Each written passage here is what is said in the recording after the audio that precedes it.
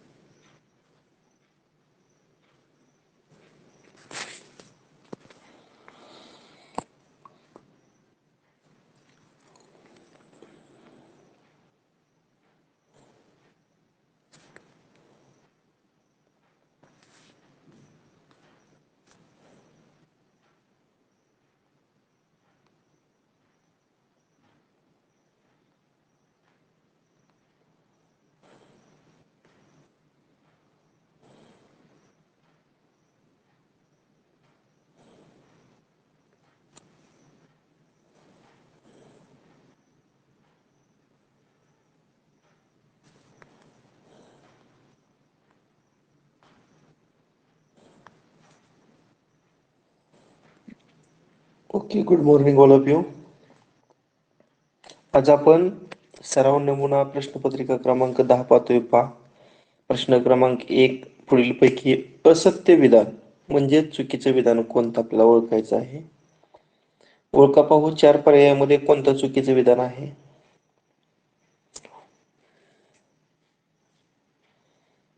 पर्याय क्रमांक 1. पर्याय क्रमांक 1. आता बघा, पर्याय क्रमांक तुम्ही 1 जर म्हणत असाल तर ही संख्या रेषा आहे. इथं समजा 0 आहे. 0च्या डावीकडे आपण असं -1 -2 असं देतो बघा. -3 -4 -5 इकडं कुठेतरी -6 नंतर -7. तुम्हाला माहिती आहे संख्या रेषेवरची नेहमी उजवीकडची संख्या काय असते रे? मोठी असते. उजवीकडची संख्या काय असते? मोठी असते. म्हणजे -7 लहान असणार आहे आणि -5 मोठा असणार आहे. म्हणजे -5 मोठे -7 पेक्षा. म्हणजे हे विधान सत्य आहे. आपल्याला असत्य विधान विचारलेलं आहे.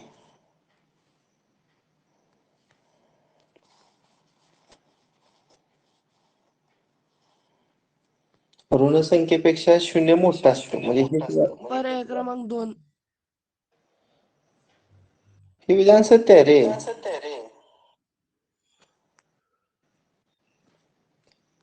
ऋण संख्येपेक्षा 0 मोठा असतो.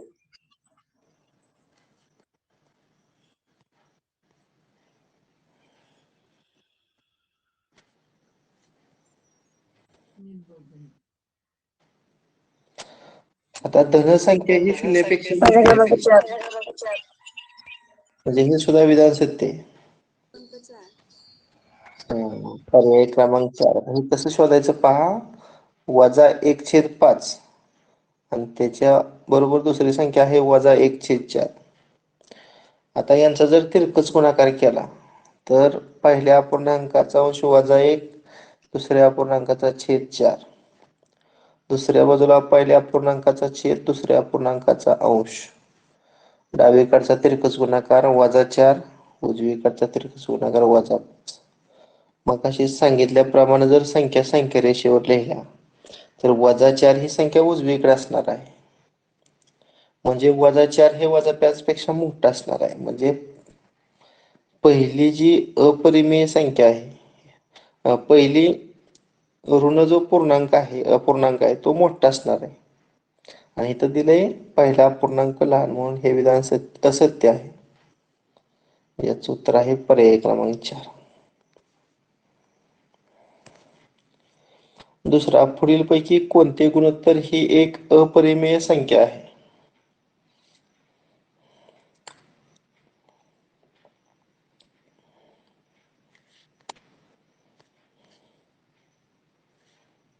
सांगा.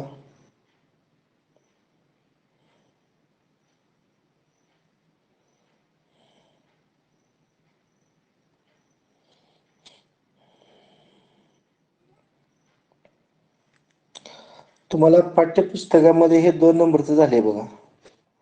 परीघ आणि व्यास. परीघा सूत्र काय? 2 पाय आर आणि व्यासा सूत्र त्रिज्येची दुप्पट 2 आर. मग ह्या 2 ला हे 2 गेलतं, हे आर ला हे आर गेलतं, राहिलं तर काय? पाय. म्हणजे परीघ आणि व्यास हे गुणोत्तर पाय असतं. आणि तुम्हाला माहित आहे पाय ही कसली संख्या आहे? अपरिमेय. अपरिमेय संख्या आहे. म्हणजे पुढीलपैकी कोणते गुणोत्तर अपरिमेय संख्या आहे? परीघ परीघ आणि आणि व्यास व्यास. यांचे गुणोत्तर ही एक अपरिमेय संख्या आहे.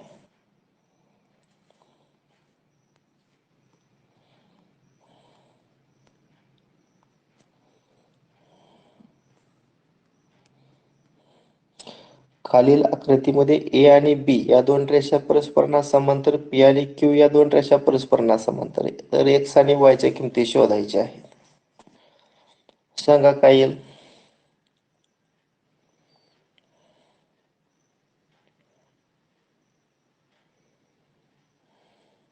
सर वायची किंमत 65 येणार.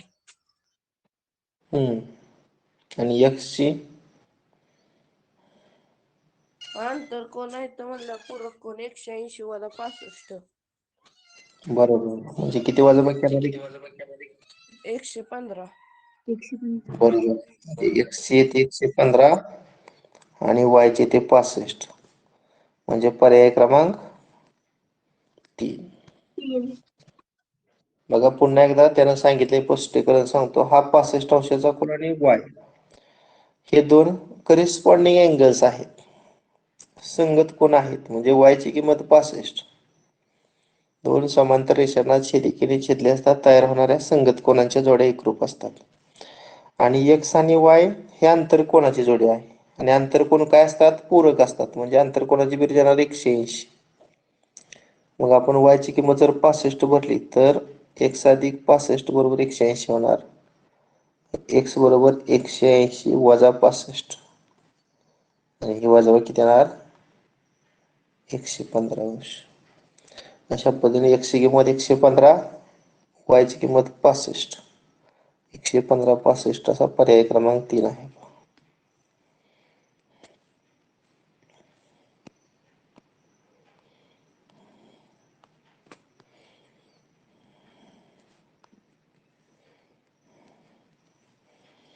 805 या संख्येला कमीत कमी कोणत्या संख्येनं भागलं असता येणारा भागाकार पूर्ण घन असेल?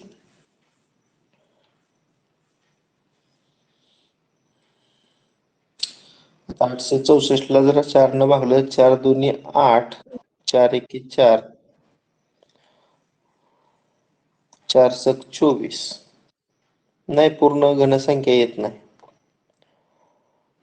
मी डायरेक्ट काय करतो, चौथा पर्याय जर घेतला तर 864 भागिले 8 बरोबर. काय म्हटला? सर पहिल्या पर्यायाचे ते 216. येते सर का? पहिला पर्याय. बर, चेक करतो मी आता. 864 ला 4 न भागलं, 4 दुनी 8, 8तून 8 गेलं 0, वरून घेतलं 6, 4 एके 4, 7तून 4 गेलं 2, वरून घेतलं 4 आणि 4 सक 24 आणि 24 वजा 24 0. म्हणजे इथं बरोबर 216 भागाकार येते बघा. आणि 216 ही पूर्ण घनसंख्या आहे. कोणाचा घन आहे हा रे? 6. म्हणजे याचं उत्तर पर्याय क्रमांक 1 येते. प्रश्न 5वा. त्रिकोण एबीसी मध्ये जी हा मध्यगा संपात बिंदू म्हणजेच गुरुत्व मध्य आहे, तिथं नाव द्यायचं त्यांचं राहिले, इथं जी आहे. जर CF बरोबर 15 तर C ची किती? आता मध्यगा संपात म्हणजे AD, BE आणि CF या 3 काय झाल्या रे? मध्यगा. आणि त्रिकोणाच्या तिन्ही मध्यगा एकमेकांना ज्या बिंदूमध्ये छेदतात त्याला आपण मध्यगा संपात बिंदू किंवा गुरुत्व मध्य असं म्हणतो. आणि मागे एक आपण गुणधर्म पाहिलाय, गुरुत्व मध्य किंवा मध्यगा संपात बिंदू प्रत्येक मध्यकेचं 2:1 या प्रमाणात विभाजन करतो. किती? 2:1. म्हणजे CG. आणि दुसरा भाग कुठला? GF. हे गुणोत्तर येणार 2:1. बरोबर का?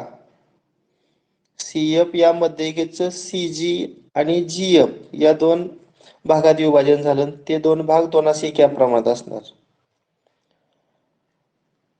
आता तुम्हाला CF जर 15 असेल, बघा CF जर 15 असेल तर 15चं 3 भाग करायचं. एका भागाची किंमत किती झाली रे? 5. 5. मग आता 2:1 म्हणजे CG 2च्या पटीत ना. CGचं 2 भाग म्हणजे 5 2 किती येणार? 10. 10. आणि GFचा एकच भाग म्हणजे 5. 5. आपल्याला विचारलंय CG. मग CG ची किंमत किती आली? 10. 10. म्हणजे पर्याय क्रमांक 2. सर हे गणित नाही समजलं. नाही समजलं? बरं, ओके, पुन्हा एकदा सांगतो.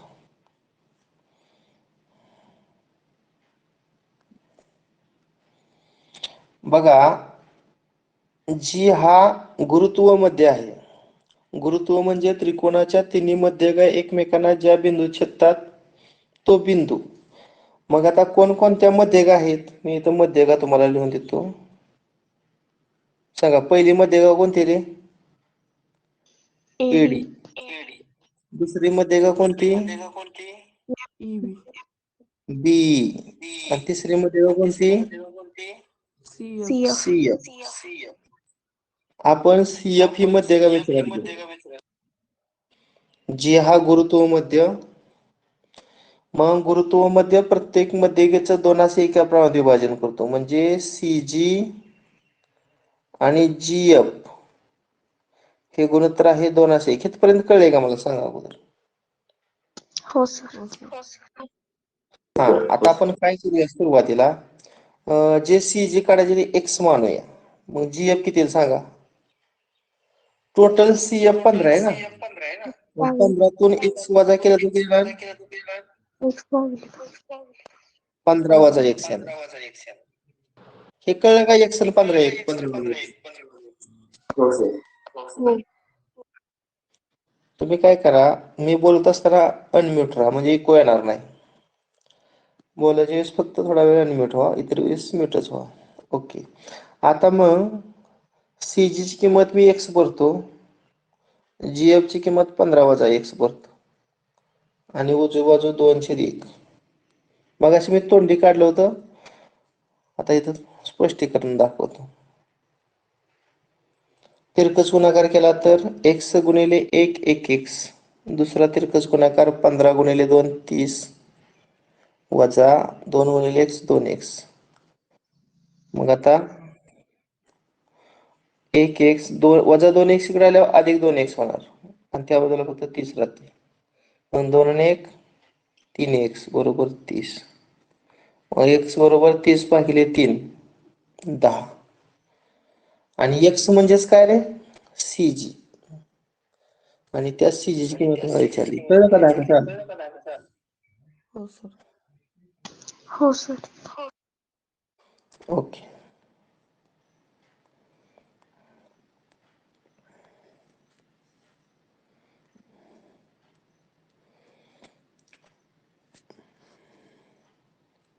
आता हे आपल्याला सोडवायचं होतं. 2a अधिक 3b अधिक 5 कंसाचा वर्ग.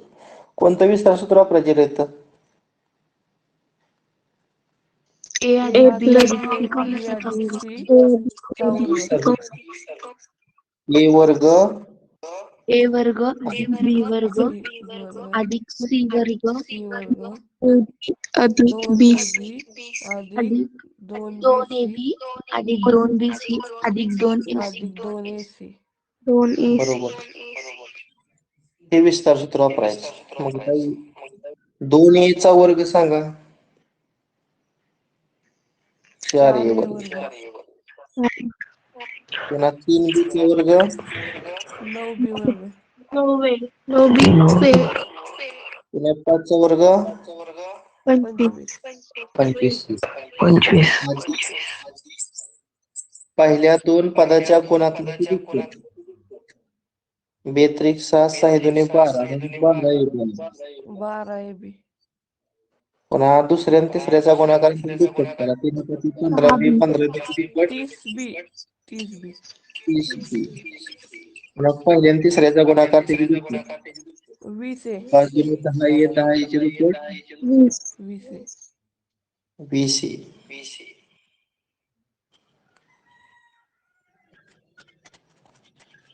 आता कंपॅरिझन करा उजवी बाजू. आता काढलेला आपण याची.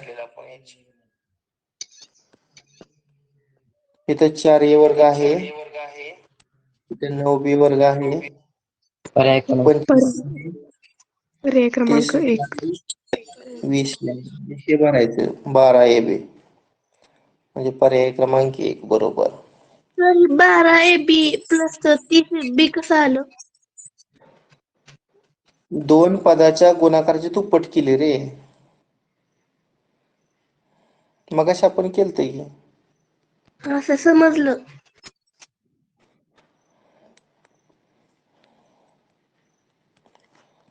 सातवा प्रश्न बघा. याचा अवयव पुढे 2 कंस दिलेले आहेत. तर m ची किंमत काढायची. मग काय करूया आपण? या दोघांचा गुणाकार करूया. मग 2 कंसांचा गुणाकार करताना 2x घेतो, दुसरा कंस x वजा 5 घेतो.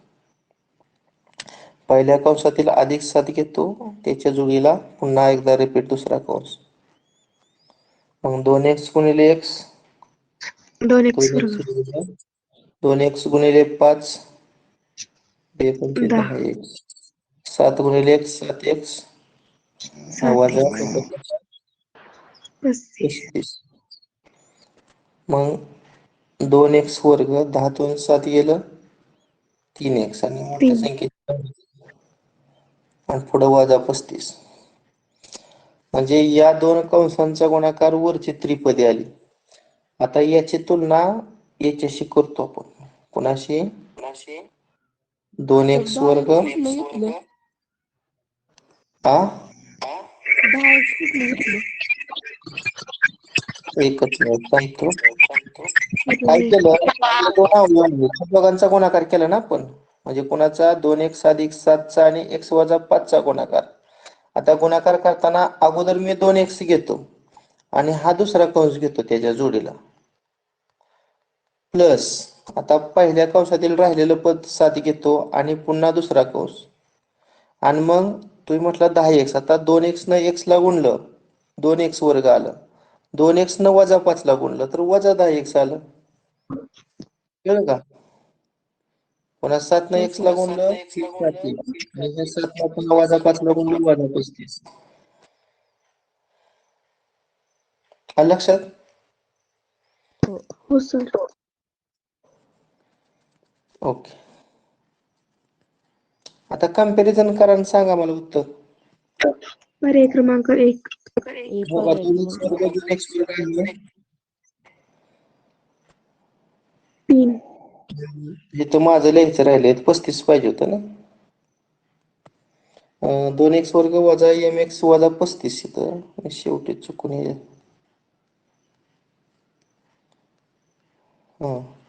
आता तुलना करायची आपल्याला.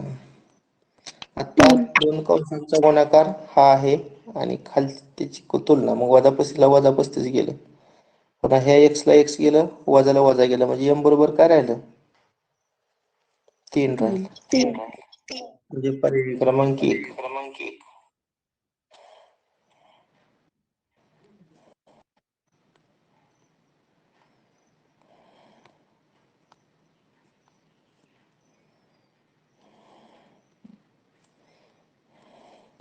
पुढील सारणीचे निरीक्षण करा. x व y मध्ये कोणते चलन आहे आणि a ची किंमत काढायची. समचलन आहे. समचलन आहे का? आता या दोन जोड्यावरून आपण चलनाचा प्रकार ओळखायचा. भागाकार स्थिर असला की समचलन, गुणाकार स्थिर असला की व्यस्त चलन. अगोदर आपण भागाकार स्थिर आहे का बघूया, म्हणजे एक्स आणि वाय चा भागाकार करूया. आता एक्स ची किंमत 1.5 टाकतो, वाय ची किंमत 6 टाकतो. दीड एके दीड, दीड किती पट असणार आहे? 4 पट. तर म्हणजे पर्याय क्रमांक पहिले 3. 1/4. आता दुसरं गुणोत्तर काढू. 3 एक्स ची किंमत आणि 12 वाय ची किंमत. मग इथं सिम्प्लिफाय केलं, 3 एके 3, 3 चौक 12. म्हणजे या ठिकाणी लक्षात आलं एक्स आणि वाय चं गुणोत्तर कसं आहे? 1/4. स्थिर आहे. 1/4.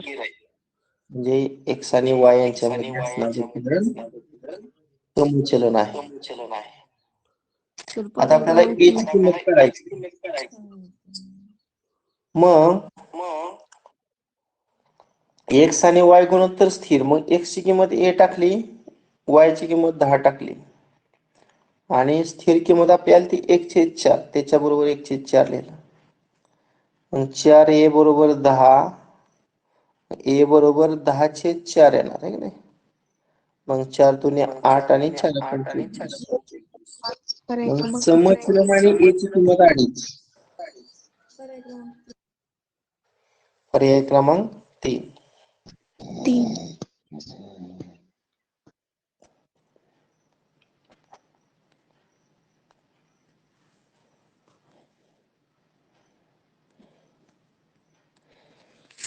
चौकोन एबीसीडी काढायचा आहे. बाजू एबी व बाजू बीसी दिलेल्या आहेत. तर पुढीलपैकी कोणते 3 कोन दिले असता निश्चित असा चौकोन काढता येईल?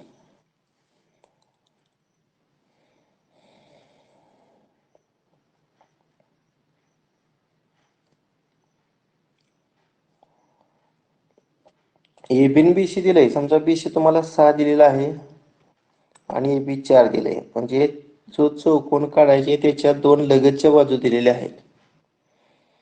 तर पुढील पैकी कोणते 3 कोन दिले असता आपल्याला निश्चित असा चौकोन काढता येईल?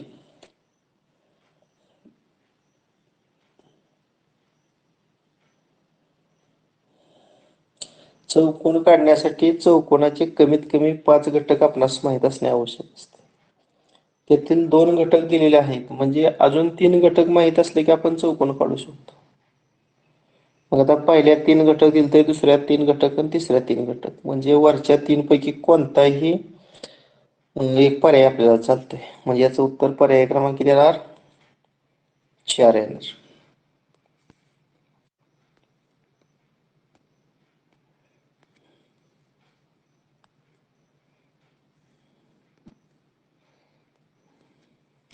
चार वस्तूंच्या खरेदीवर तशीच एक वस्तू मोफत दिली तर शेकडा किती सूट मिळाली सांगा पाहू.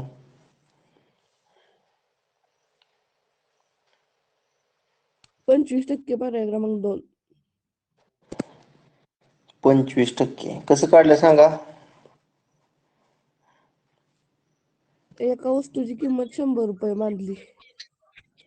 मग एका 4 वस्तूची वस्तू किंमत 100 रुपये मानली. एका वस्तूची किंमत 100 म्हणजे 400 रुपये झाली. हं. आणि एक वस्तू अशीच मोफत दिली म्हणजे 100 रुपये सूट मिळाली. म्हणजे 400 ला किती सूट? 100 रुपये. 100 रुपये सूट. मग शेकडा विचारलं तुम्हाला सूट काय? शेकडा 100 सूट. ला सूट किती? हम्म. तिरकस गुणाकार.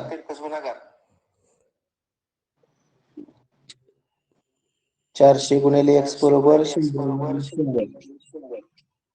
म्हणजे 10,000 भागिले 400. ह्या 2 शून्याला हे 2 शून्य गेले. 4 गुणिले 4 अधिक 24. 25. म्हणजे 25 बरोबर आहे. शेकडा सूट 25.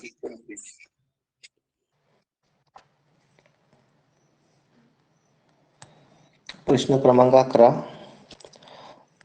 2 एकपदींचा भागाकार आहे.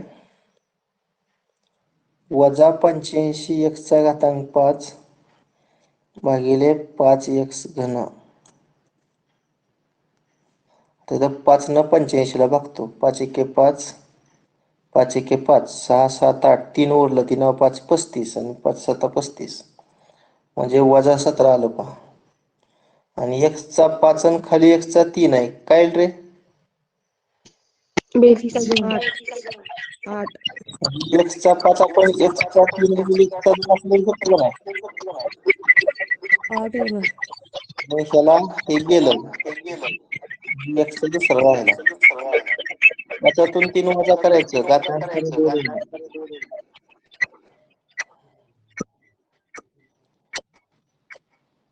आहे का ऑप्शन असा? सर सर वजा 8 17 8वा घातांक आहे. 8 कसं येईल रे? अहो सर भागाकारात नियम आहे ना. काय नियम आहे? ते म्हणजे भागाकार केला की बहुपदीचा घातांकाची वजाबाकी करायची. अरे हो का, ए चा एन भागिले ए चा एन. आता मला सांगा हे काय येणार? ए चा एम वजा एन. मग 5तून 3 गेले 2च येणार की. हे एवढं पण इथं करायची गरज नाही. वजा 85 एक्सचा 5वा भागिले 5 एक्सचा 3रा. आता वजा चिन्ह तसं ठेवतो. किती गुणिले 5 85? 17 17 85. आता एक्सचा 5 घातांक आहे म्हणजे एक्सचा किती वेळा गुणाकार करावा लागेल रे सांगा? 5 वेळा. साधं गणित आहे बघा. एक्सचा 5 वेळा गुणाकार. आता छेदामध्ये 5. आता एक्सचा घन म्हणजे एक्सचा किती वेळा गुणाकार? 3 3 वेळा. वेळा. आता बघा ह्या 5 ला हे 5 गेलं, ह्या एक्स ला हे एक्स गेलं, या एक्स ला हे एक्स गेलं, पुन्हा या एक्स ला हे एक्स गेलं. आता अंशात बघा वजा राहिलं 17 राहिलं आणि एक्सचा 2 वेळा गुणाकार म्हणजे एक्सचा वर्ग राहिला. उत्तर हेच येतंय, फक्त तुमच्या पर्यायामध्ये उत्तर नाही, यांचं चुकलेलं आहे. वजा 17 एक्स वर्ग हे उत्तर असायला हवं होतं.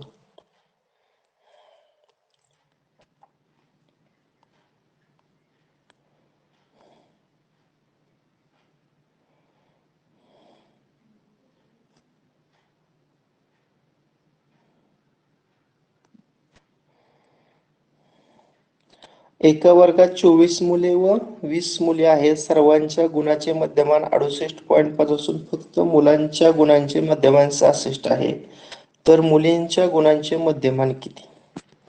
आता पहिल्यांदा मला सांगा, मध्यमानला सूत्र काय आहे रे? सर्व सिग्मा प्राप्तांकांची बेरीज भागिले एकूण एकूण प्राप्तांक. प्राप्तांक.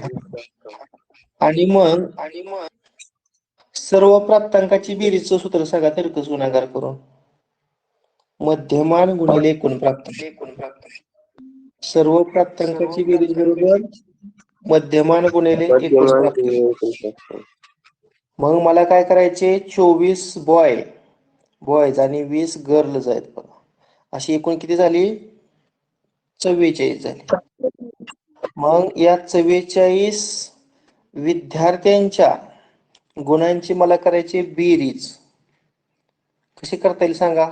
मध्यमान आणि एकूण प्राप्तांकांचा गुणाकार करायचा रे. मग या 44 जणांचं मध्यमान किती आहे? 68.5. आणि एकूण प्राप्तांक म्हणजे एकूण किती विद्यार्थी आहेत? 44. 44. करा हा गुणाकार किती येतोय सांगा मला. 68.5 गुणिले 44.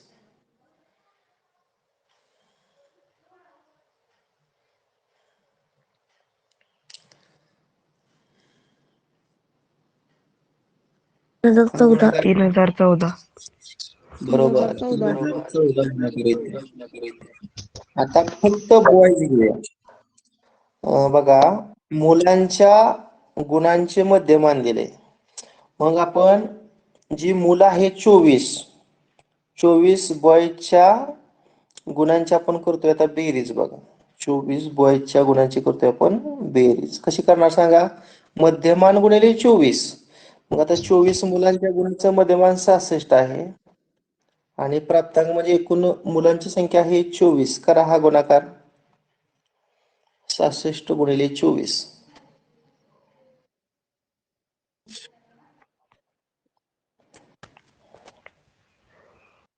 1584. 1584.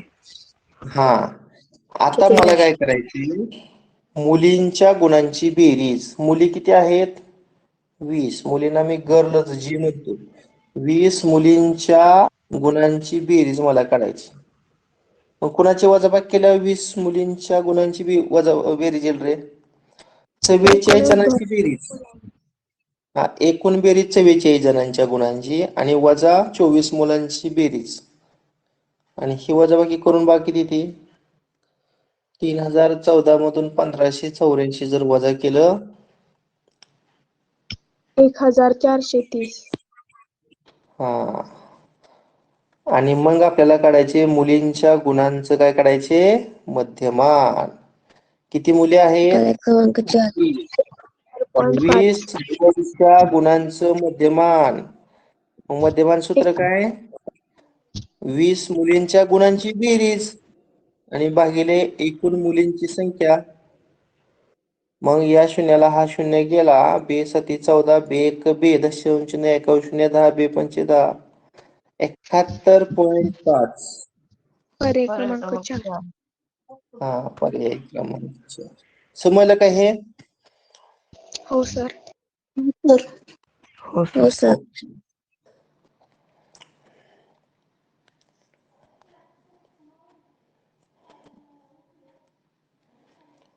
आता हे एकचल समीकरण सोडवायचे. चला तिरकस गुणाकार करा. 3 गुणिले x 3x. 3x. 7 गुणा 7 गुणिले x 7x. 7 गुणिले x छेदाचा होणार 7 त्रिक 21. दुसरी बाजू 7 म्हणजे 7/1. 3x अधिक 7x 10x प्लस 7 आणि 21 गुणिले 7 7 1 7 7 2 14 147. 147 वजा 7 140. 140 भागिले 14. म्हणजे याचं उत्तर पर्याय क्रमांक 1.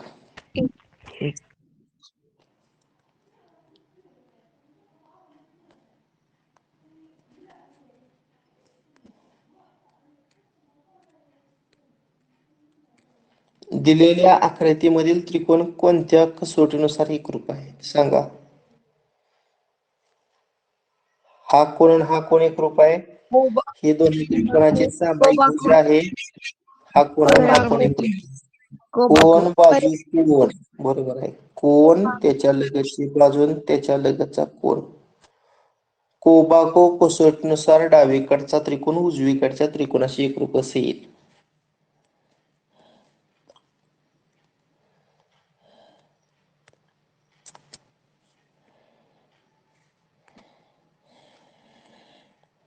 एका मुद्दलाचे दरसाल दर शेकडा 6 दराने 2 वर्षाचे जितके चक्रवाढ व्याज होते त्यापेक्षा 4.28 रुपये जास्त व्याज 8 दराने 2 वर्षात होते तर मुद्दल किती? आता हे आपण मला वाटते पर्यायवरून काढणं योग्य ना. आता 1000 समजा आपण मुद्दल घेतली तर आपलं सूत्र काय आहे? व्हाईट बोर्डलाच घेतो, कच्चं काम करता येईल आपल्याला.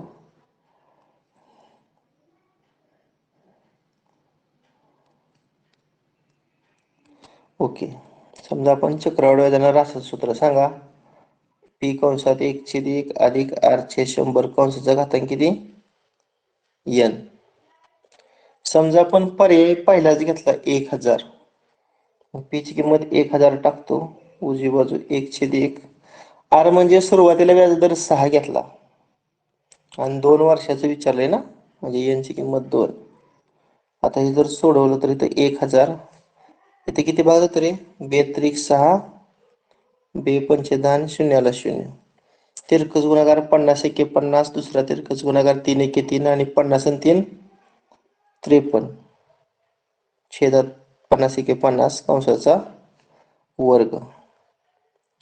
मग 1053 चा वर्ग किती? 3 चा वर्ग 9 5 3 15 15 2 30. चला 3 पाचा पाचा 25 आणि 3 28 बरोबर आहे का? 53 गुणिले 53 करून बघा. 28 येते का? हो सर.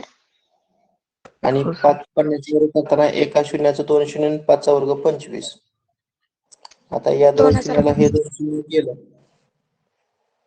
5 5 25, 5 दुनी 10,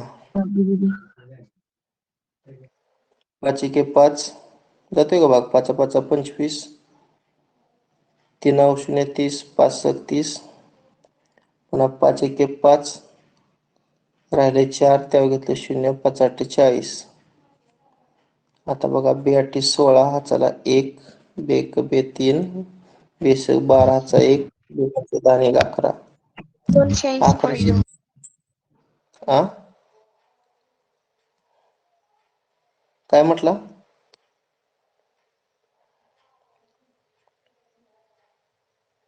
1123.6. आणि मग कंपाऊंड इंटरेस्ट बरोबर रास वजा मुद्दल. मग 1123.6 मधून 1000 वजा केलं तर किती येणार? 123.6. आता दुसरं गणित सोडवताना हे सूत्र वापरावं लागेल. ए बरोबर पी कंसात 1/1 अधिक r चे 100 कंसाचा घातांक n. पी ची किंमत आपण पहिल्या पर्यायावरून 1000 घेतली. आता इथं रेट ऑफ इंटरेस्ट मगाशी आपण 6 घेतला होता, आता किती यायचा? 8. आणि मुदत सेमच.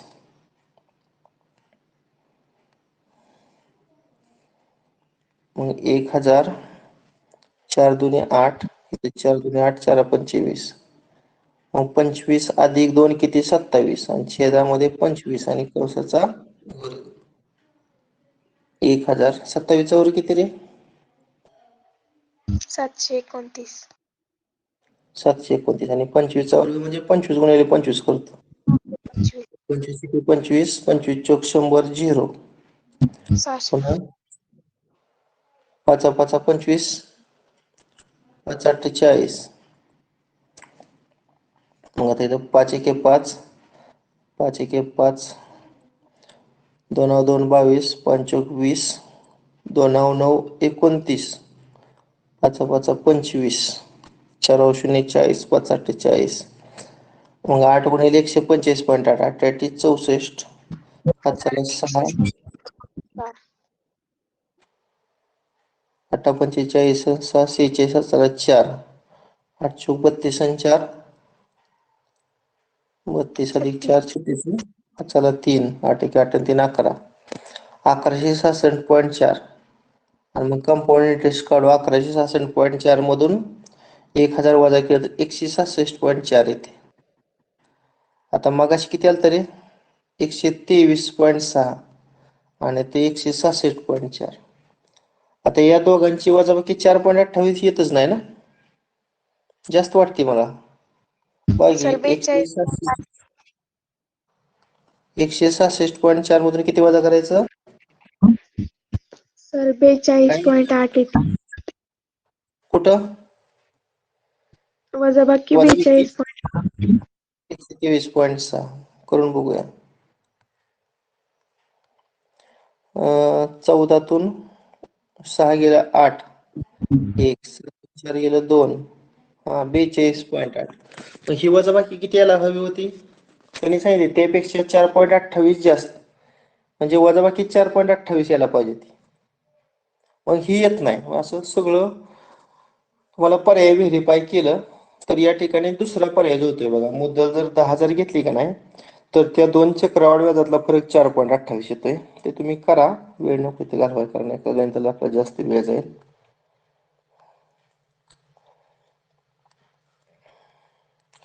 सोळावा प्रश्न. एका समलंब चौकोनाच्या समांतर बाजूंच्या लांबी अनुक्रमे. आता अशा 2 समलंब चौकोन आहे बघा. वरची बाजू किती दिली तुम्हाला? मोठे 50 मीटर आणि खालची बाजू किती आहे? 25 मीटर. आणि उंची काढायची, म्हणजे असा लंब आहे का नाही हे काढायची, उंची हाईट काढायची. तुम्हाला समलंब चौकोनाचे क्षेत्रफळ सूत्र माहिती आहे का रे? हो सर. 1/2 गुणिले समांतर बाजूंच्या लांबीची बेरीज. मापांची बेरीज. हा म्हणजे 50 अधिक 25 आणि गुणिले उंची 1/2 गुणिले समांतर बाजूच्या लांबीची बेरीज गुणिले उंची. Area of trapezium is equal to 1/2 into sum of length of its parallel sides into height. क्षेत्रफळ दिले तुम्हाला डावीकडे 2250. आता उजवीकडचं भागिले 2 इकडे गुणिले होणार आणि 50 आणि 25 ची बेरीज 75 होणार, त्याला गुणिले h. आता बे 0 0 बे 5 10 1 बे 2 4 आणि 1 5 आणि बे 2 4 आणि इकडे किती येणार 75 गुणिले h. आता इकडचं 75 इकडे आल्यावर भागिले होणार ना, एक स्टेप कमी करतो. हा आता सिम्प्लिफाय करूया. 25 त्रिक 75, 600. 25 एके 25, 20 राहिले 20 0 200, 25 8 200 बरोबर 1 0. मग 3 6 18 आणि 0 ला 0. 60 मीटर इथे हाईट किती ती 60 मीटर. म्हणजे पर्याय क्रमांक 1. 2250 गुणिले 2 कसं आलं तिथं? हा ते सांगतो. आता इथं 1/2 आहे रे, मग हे भागिले 2 डावीकडे आल्यावर गुणिलेच होणार ना. उजवीकडचं भागिले 2 डावीकडे आल्यावर गुणिले झालं ना, त्यामुळे घेतलं मी.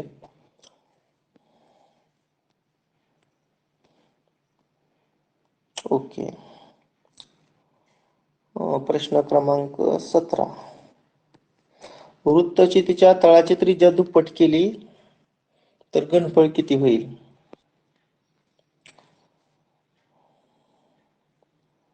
आता एक आपण उदाहरण घेऊया.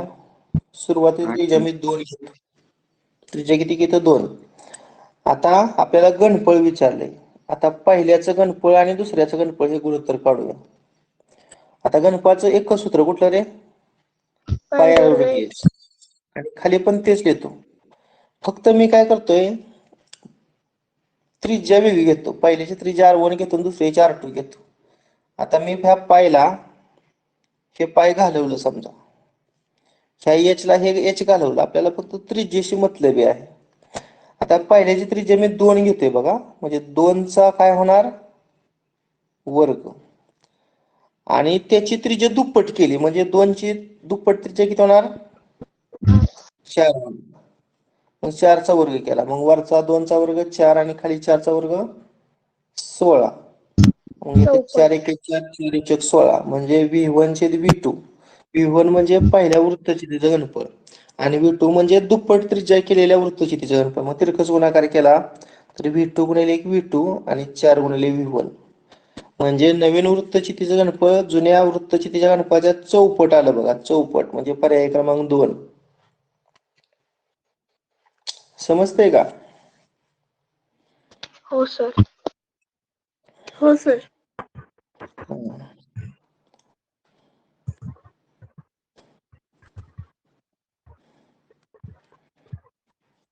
48 सेमी लांबी असलेल्या आयताचं क्षेत्रफळ 24 सेमी बाजू असणाऱ्या चौरसाच्या क्षेत्रफळा इतके आहे, तर आयताची रुंदी किती? आता बघा 24 सेमी बाजू असणाऱ्या चौरस क्षेत्रफळ, अगोदर मला सांगा चौरसाचे क्षेत्रफळ किती येईल? बाजूचा वर्ग, मग 24 भागिले बरोबर चौरस क्षेत्रफळ 576 आलं. आणि जेवढं चौरसाचं क्षेत्रफळ आहे तेवढंच आयता क्षेत्रफळ आहे. मग आयताचं क्षेत्रफळ किती लिहूया? तेवढंच लिहूया. 500. पण आयताचे क्षेत्रफळ सूत्र काय? लांबी लांबी गुणिले गुणिले रुंदी. मग तुम्हाला आयताची लांबी 48 दिली. मग 48 गुणिले बी म्हणजे ब्रेड्थ, ब्रेड्थ म्हणजे रुंदी, बरोबर 576. मग बी बरोबर 576 भागिले 48. 12. मग 2 12 सेमी. 12 सेमी. 12 चे 47, 12 चौक 48, 9 राहिलं 9 6 9, 12 8 96 ना. आणि मग 4 1 4 आणि पुन्हा 4 2 8, बरोबर आहे 12 सेमी. चौरसाच्या क्षेत्रफळावर आयताचे क्षेत्रफळ आहे ना, आयताच्या क्षेत्रफळ लांबी गुणिले रुंदी, त्यातली लांबी दिली आणि त्याच्यावर रुंदी आपण काढली.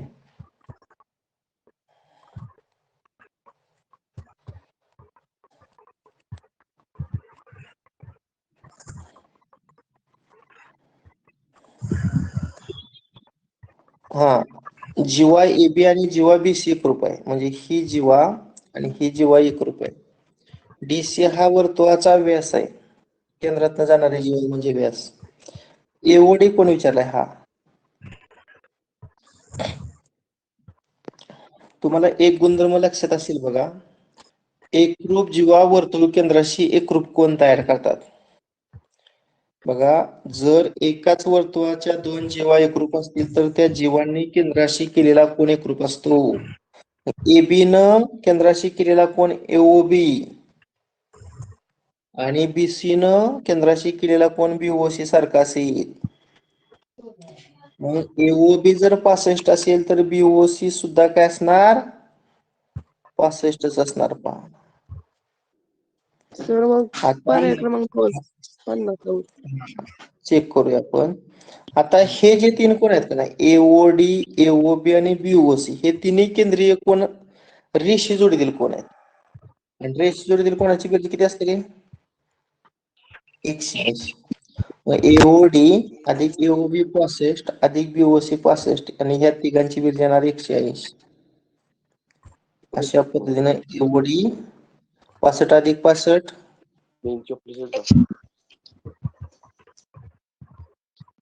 180 130 वजा केल्यानंतर किती येणार?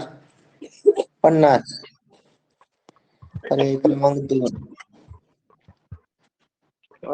समजले? हो सर. ओके.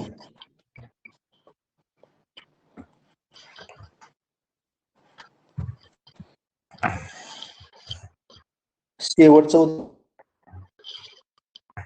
चा घातांक ए वजा 1 या द्विपदीला x वजा 1 न भागलं तर भागाकार x वर्ग अधिक x अधिक 1 वजा 1 मी अधिक 1 केले, तिथं मिस्टेक झाली.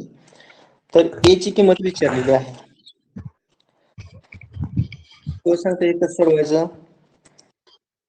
आता थोडक्यात तुम्हाला एक सूत्र माहित आहे कोणतरी, इथं बाकी शून्य असणार, त्यामुळे सूत्र कसं? भाज्य बरोबर भाज्य गुणिले भागाकार. मग भाज्य आपला काय आहे? x चा घातांक a वजा 1. भाज्य काय असणार आहे? x वजा 1 आणि भागाकार असणार आहे x वर्ग अधिक x अधिक 1. आता हा उजवीकडचा जे दोन कंसांचा गुणाकार आहे का नाही, तो जर आपण केला, बघा काय येते. साधारणतः तुम्हाला a चा घन वजा b चा घन हे सूत्र माहिती आहे का रे? पहिला कंस असतो a वजा b, दुसरा कंस असतो a वर्ग अधिक ab अधिक b वर्ग. आता या सूत्राचा उपयोग करून आपण किंमत काढणार आहोत. आता इथं कसं हिरवा पेन दाखवत म्हणजे लक्षात, याची नीची तुलना करा. तुलना जर केली तरी x ची किंमत आपल्याला a जाणवेल आणि b ची किंमत 1 जाणवेल. मग या सूत्रात x ची किंमत a टाकतो आणि b ची किंमत 1 टाकतो.